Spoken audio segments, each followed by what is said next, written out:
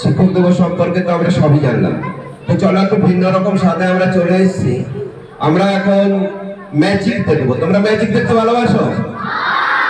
খুব ভালো লাগে? বাহ, খুব ভালো।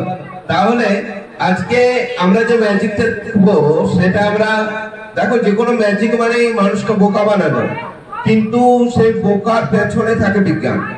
বিজ্ঞান ছাড়া কোনো ম্যাজিক হয় না, ঠিক আছে? অলৌকিক জিনিস বলে কিছু নেই।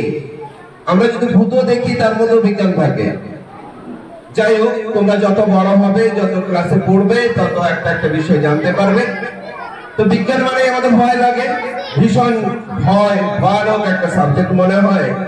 তো সে ভয়টাকে জয় করার জন্য আমরা একটা ছোট্ট ভূতের শিশুর হাত দিয়ে সেই বিজ্ঞানের ম্যাজিক আমরা আজকে দেখতে চলেছি।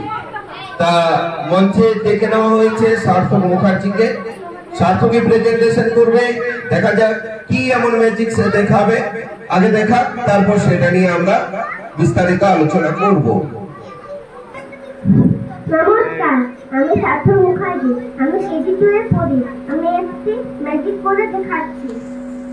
আমি একটি কাঁচের গ্লাস নিয়েছি, একটি কাগজের কাঠ নিয়েছি।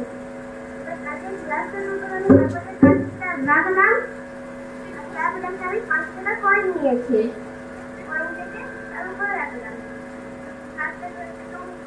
কাঠটা বাড়ি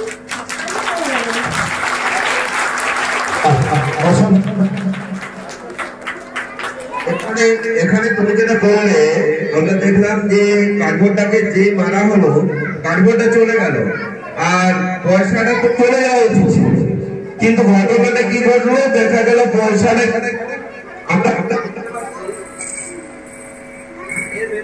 পয়সাটা পড়ে গেছে। কেন হলো এই ঘটনাটা?